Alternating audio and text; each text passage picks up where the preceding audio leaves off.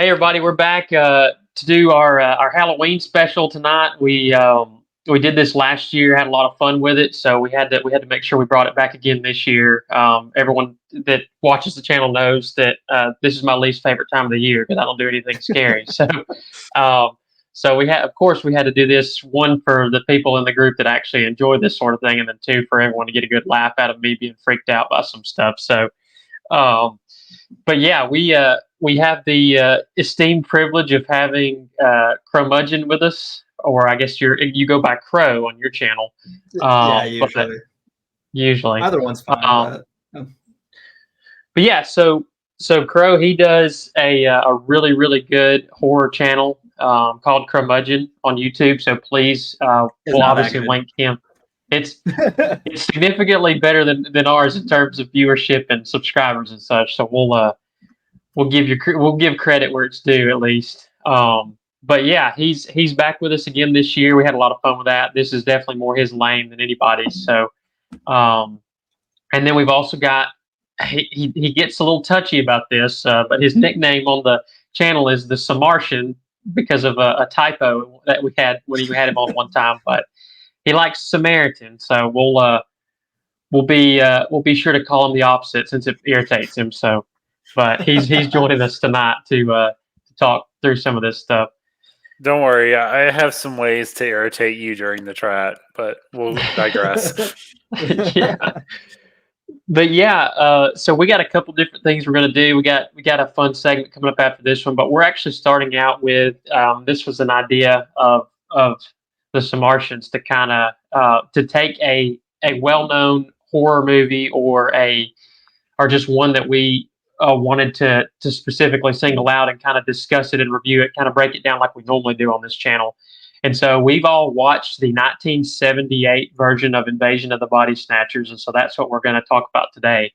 It was the first time I'd seen it, so that was really cool. I thoroughly enjoyed the movie, so I think it's going to be interesting to kind of break it down and see where everybody else lands on it. But yeah, so we're just going to kind of jump in and do it like we normally do on here, and just break down our initial thoughts, and then sort of go into the particulars of it, and then we'll go from there. So without further ado, we'll let the Samartian go first. It's you're kind of the one that spawned this idea in the first place. So just to tell you my overall thoughts about it, that's what you're wanting? Just your initial impressions of the movie first time you saw it.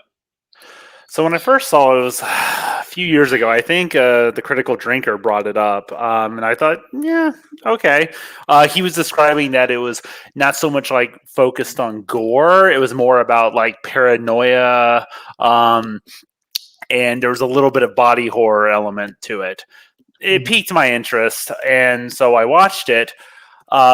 I learned more about it as it went along. I learned that there was a 1950s version of it. It was black and white, and they actually make some homages to that original movie. Like the guy, you might not know this, the guy with the white hair, he sort of lands on the car, starts screaming at the main characters, and runs off. He's the main character of the original 1950s movie.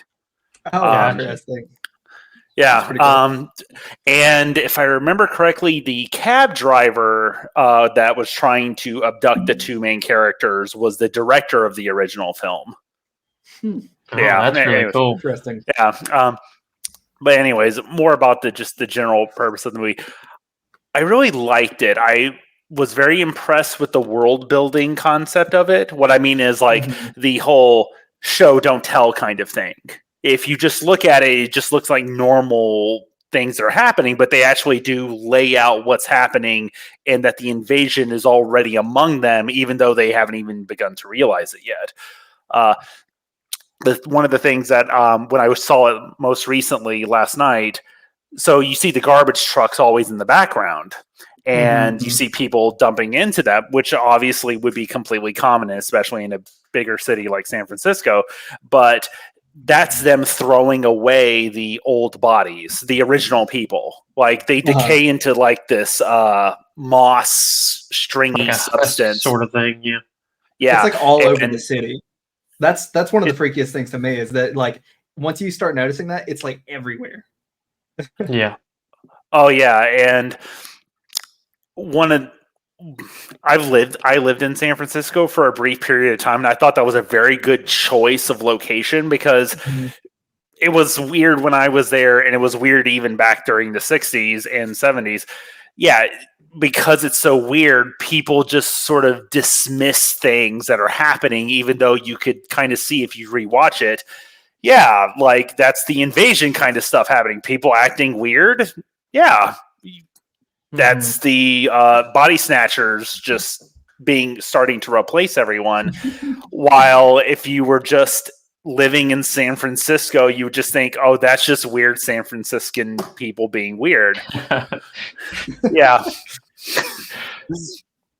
I mean, I always appreciate a movie that, like you were saying before, and I've said it a bazillion times on these recordings, but world building, characters, story, it really has a way of really giving this palpable tension the entire time you're watching it, and it's like you said, it's not for me. It was not a scary movie in the sense of jump scares and sort of gross, gory stuff. It was more like that paranoia factor you were mentioning before, where you really don't know, like they don't know who to trust. That and you as the viewer don't really know who to trust. You're like, is this guy's acting maybe like he could be Right. a body snatcher, or maybe this one is, or maybe this one has been the whole time. And it's like you get to that point at the end of the film where you're like, how long has this guy been playing, been a body snatcher? It's like you don't really know. And then, but it's great because as a viewer, you feel sort of paranoid because you're like, I want to think this is a good guy, but it could also be, this weird alien thing, and it's like, I don't know. It does a really good job of that, it's hard to pull that off in the sense of like, how do you make a movie scary when it's not really scary in the sense of like I was just mentioning before, like gruesome, horrible creatures, paranormal, ghosts and things like that. Like, how do you make it really, um, really pop? And I think that's how, what I loved about this one is you can sit and just feel the tension through the screen, and I think that was kind of a something I really really appreciated about it. Yeah.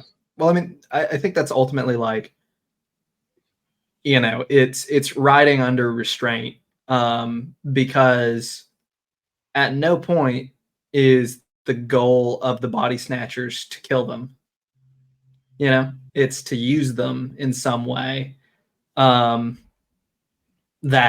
for a person is like, yeah, you're basically killing me. But like the part where Matthew's like, getting the like sedative injected into his hand, and he just like looks his friend in the eyes and he's like, you're killing me, David. It's like, ugh. Like there's so much like despair in that. It does feel like a very hopeless situation for sure, like for most of the film. It's to me. You can go ahead, Samartian. Well, I don't know who that is, but I was going to say, I remember reading somewhere that the director thought it was silly for a horror movie to have a quote unquote good ending, like where the survivors actually live.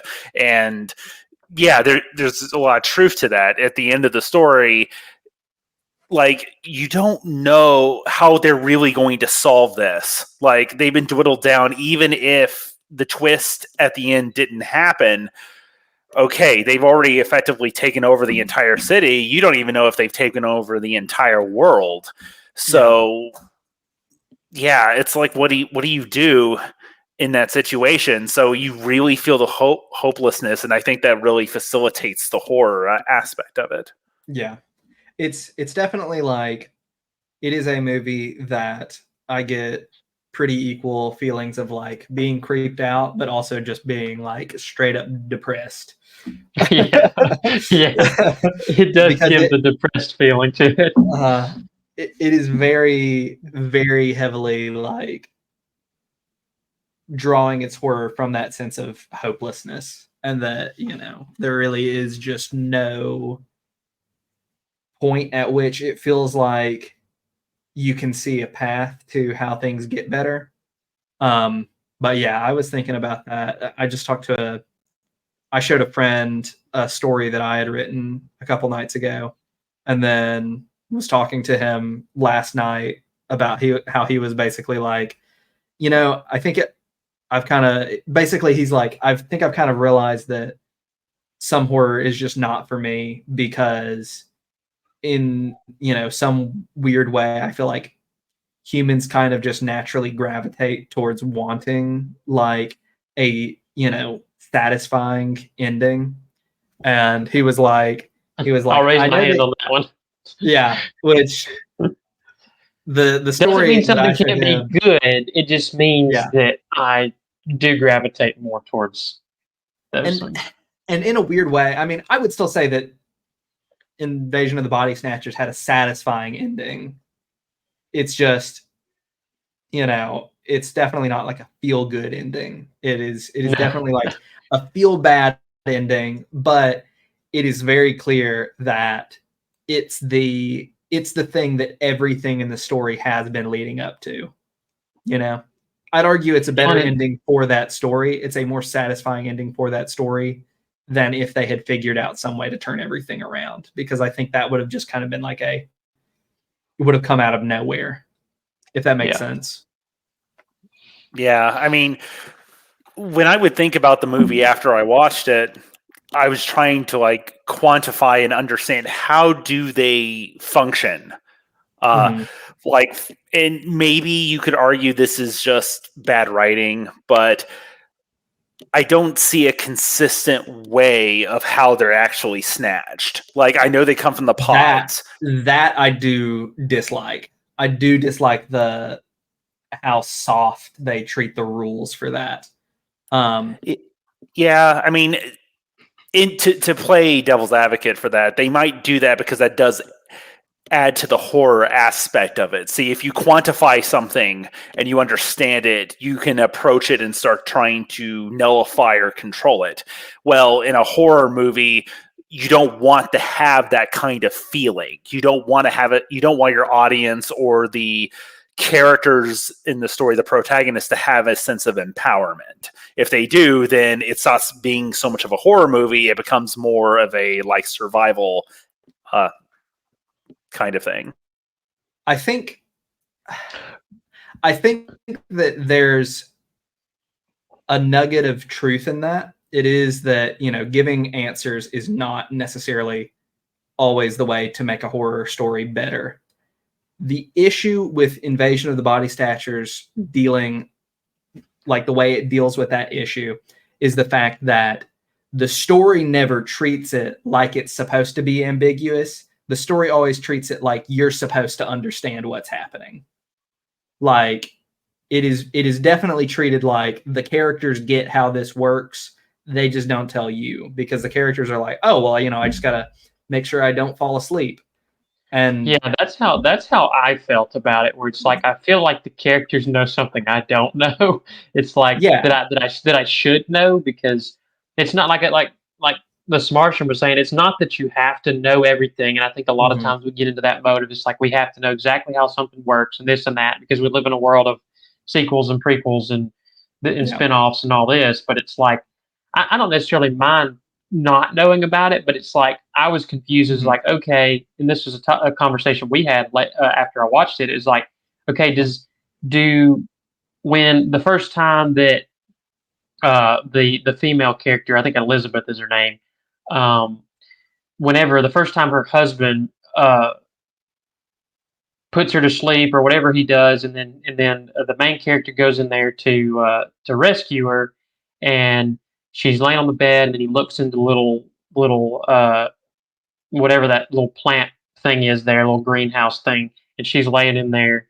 Her double is laying in there, and it's like, okay, he picks her up and he takes her, and you don't see anything more about that double the rest of the movie. And then there's the other time where he falls asleep on the roof, and there's the pods are producing like him and her and I think it was Jeff Goldblum's character. it's Maybe everybody there who's was, sleeping in the apartment. yeah, but they don't really talk about like can they produce multiple copies of the person, or is it the same copy? And then because like the female Elizabeth at the end of the movie, obviously she falls asleep, and then her double's there like almost immediately because he's not gone very long. It's like her body transforms into the double somehow. Yeah, you know, and like so she deflates, and then there just is another one. And so it's kind of, that's kind of where I was at with it. Was like, I feel like you don't have to explain it all, but you could have explained just a little bit more than you did. I'll play devil's advocate. So after watching it last night again, so this is how I would have interpreted it. Like they had a very short conversation when they were, I think it was after they talked to Spock, that it was like, okay, how does this happen? Like, I mean, we always, the woman said, like, we always expect aliens would come on ships, but maybe they don't come from ships. Maybe they would just come as a plant, and maybe they're infecting us and they're taking something from us in the air. Like Elizabeth's character mentions, and I didn't notice this the last time I saw the movie. She said in a passing remark, like, yeah, I feel like I've been infected. Like the smell of the flower is like getting to her. So this is me like still playing devil's advocate. I guess if I was going to try to quantify how this phenomenon works, somehow it gets the DNA from the person it's planning to replace and starts making a copy off of that, and it does it maybe through pheromones. Before that conversation, and I was just thinking, and maybe they were like telepathic in some way, because, and you could argue maybe this just wasn't the way, like this is just inconsistency in their writing. When the pods were being created, they were creating their facial hair correctly. They were creating their hairstyles correctly. These are not genetic factors. Like hair color would be a genetic factor, not, hey, I have a mustache, or hey, I did my hair. Yeah, they were. The Snatchers were even getting that. That makes me want to lean towards like they're somehow telepathic and they're transmitting their information to the pod to replace the person through that mechanism, and that's how they are able to come out as like a carbon copy. Well, if you remember, whenever Matthew, the like main guy, whenever he's falling asleep on the roof, it's not like something's coming from him and going to the pod. It has like these tendrils that like reach out and like go up his arm. So the pods have some sort of way of like reaching out and I guess taking in information. It also comes off of Elizabeth whenever she falls asleep at the end. It like latches onto him again. So I will say that's supposed to be. I think if I was going to still quantify, I would say the tendrils accelerate the downloading process. But remember, in the mud bath area, Jeff Goldblum's character doesn't have the tendrils attached to him. He sits far enough away from the plant. Yeah. And the other thing that makes me want to say it's like maybe telepathic, Jeff Goldblum's character, when he closes his eyes and goes to sleep, that's when the body snatcher immediately opens his eyes. Even if it was doing something like through pheromones or some other kind of DNA communication, it wouldn't detect it that quickly. They were like sitting way too far apart for them to just be able to just instantaneously react like that and to develop the nosebleed. Yeah, could it be something like maybe spreading it in the steam or something? I don't know, like releasing some of the flowers, spreading it into the whole room, and maybe there's some sort of factor there. I don't know. I mean, like air wouldn't travel that fast. Now, maybe this is just like a direction thing, but when we were watching that scene, like the moment Jeff Goldblum's character starts going to sleep, this body snatch or the duplicate, he opens his eyes shortly after, maybe even like immediately after Jeff Goldblum gets hit in the nose, the duplicate starts having his nosebleed. Yeah. I mean, maybe there's time between those two scenes and it just didn't really show that, but yeah, that's sort of how I interpreted it. Mm-hmm. Now, I do know it's based on a book. I don't know if the book is clearer or more consistent or anything like that. I think here's my kind of perspective on it ultimately, is that, we could sit here and come up with a, consistent description of how it might work, but the impression I get from the movie, and this is kind of my issue, is not that I feel like I don't know. That I'm totally fine with in a horror story. My problem is that the way it's handled, it kind of feels like the writers don't have a solid idea of like how this all works in their head. So to me, that's just kind of like, it feels like, it doesn't feel like there is something concrete that's being communicated in an incomplete way to me. It feels like there's something incomplete that's being communicated as if it's complete. I don't know if that makes sense to you guys. Yeah, I think ultimately, and this is me like referring to the original 1950s one, I think the body snatchers are supposed to be symbolic of communist infiltration. Like this was like during the Red Scare, and yeah, like the big red menace was going to come in. It was going to turn everyone communist, and we were all going to go into this like perpetual dystopian state. Yeah, I think that feels pretty clear. Just based on the time frame and everything with the Red Scare, and like the idea of like, it could be your neighbor, you don't know. These days, what I think is interesting is how it almost does have more of like, feels almost like it's trying to tap a lot more into those themes of like paranoia and almost like mental health and like isolation in a way. There are like other kind of similar stories that I've found in recent years that kind of deal with some similar stuff. But like the thing that kept coming to mind with me while I was watching through it is how people who deal with a lot of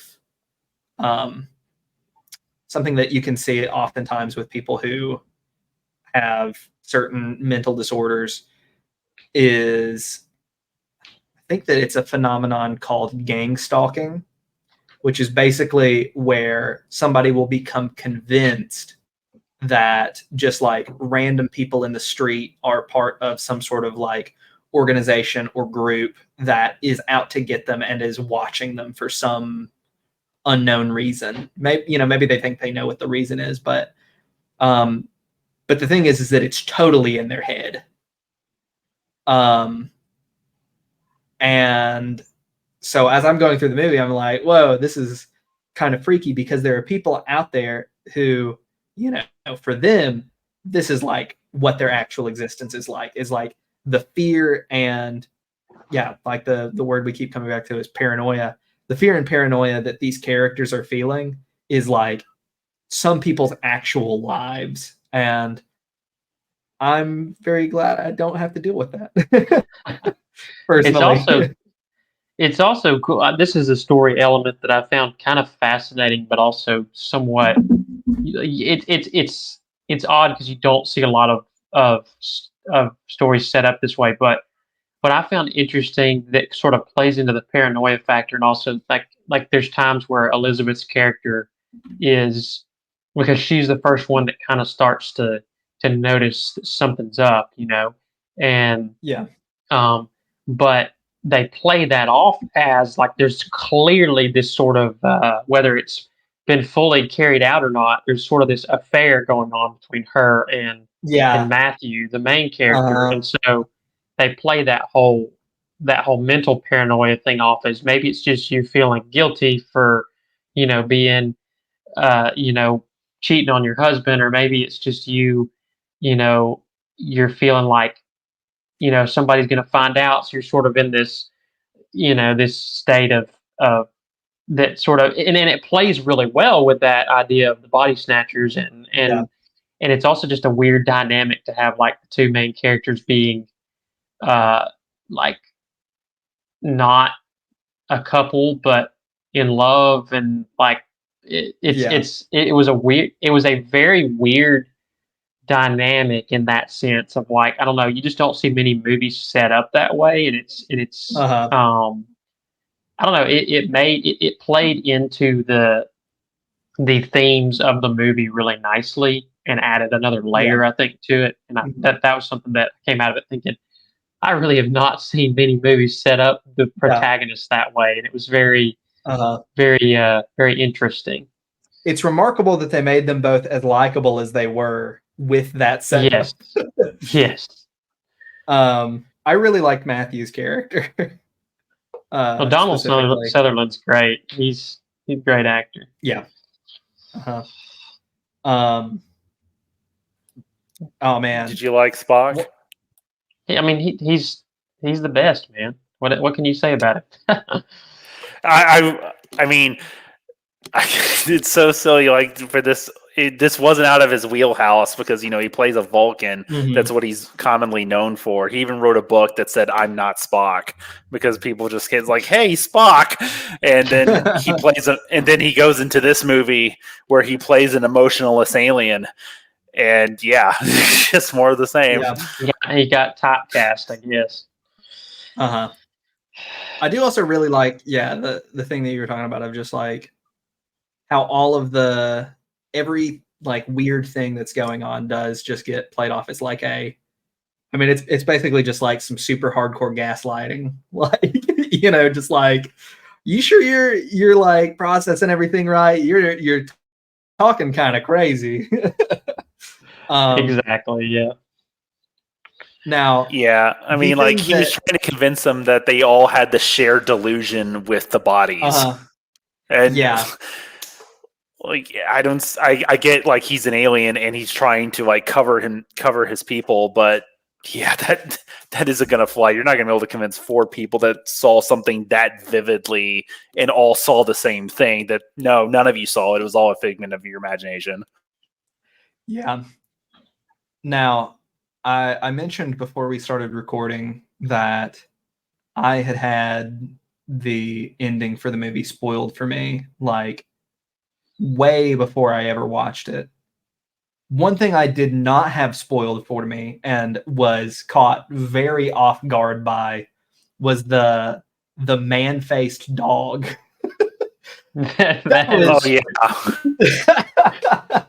That's some real body horror. I was like, ugh. Yeah. That when it like one of those what the heck moments comes so out of nowhere. Like it was just like you see the dog running up and it's like, whoa, what's about to happen? And then you just like there's like a split second of like, why does the dog look like that? And then it's like you see the close up of it, like the dog like licking its lips and stuff, and it's just like if you remember, the audio cue was like the guy. Yeah. So it's so funny. So like when they were heading to the little where Elizabeth works, they kicked one of the pods, and the dog and the homeless man that played the banjo were like right next to it, so it must have like crossed their DNA and ended up creating that. That was what I was thinking too. Was like at first I was like, oh, it's just because they're like, the guy and his dog were like sleeping, next to each other right beside the pod. But then I was thinking like, well, they also kicked that pod and like damaged it. So yeah, it's just like somewhere the wires got crossed and it just spat out that thing instead. Which with the banjo music that would play every single time it was on screen, it was this just bizarre mix of like, wow, that's really disturbing, but also very funny. Yeah. that was a highlight of the movie in my book. Yeah, I mean, I think just kind of wrap things up. I would say, as horror movies go, for me, it was probably as enjoyable as I can get with horror movies. So I can't really go much further past that. So this is definitely one I would recommend to maybe some more less horror inclined people out there. Yeah. Yeah, no, I really enjoyed it. The just overall, it was a lot more like conceptual horror rather than just like overt, like here's a big scary monster. And yeah, I was very impressed by that. Yeah, I suggested it to John, and I have to always be a little careful suggesting things because he's kind of like, he has a weak stomach for stuff, and I thought, okay, Oh, well, yeah, that's a little much. I can do gory stuff. It's just I don't like to be freaked out. Oh, like jump scares and all that kind of crap, and like the paranormal stuff. That's like, hey, this could kind of happen in real life, sort of thing. Yeah, makes me paranoid in real life. but that's like the premise of horror movies, though. You have to I you have to do this alternative horror stuff like this movie to get around it. Yeah, well, I'm here for it. So Yeah. I mean, I think this one taps into a lot of the kind of real life stuff though. Like at the end of the day, I think it's like a fundamental fear that is one of those things where it's like, if you don't feel this, you're a little crazy. Of just being like, you don't know other people's intentions 100% of the time.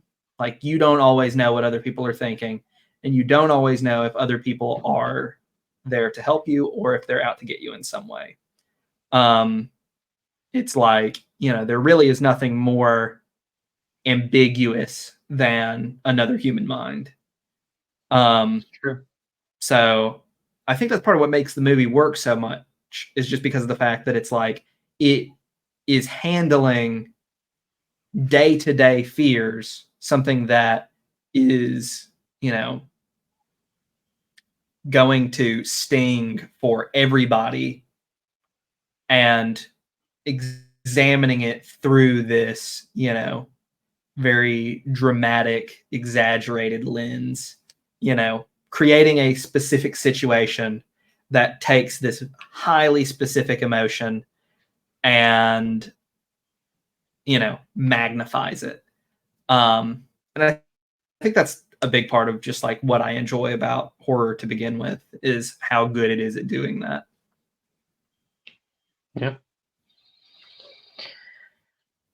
Well, I think that's all we got on this one.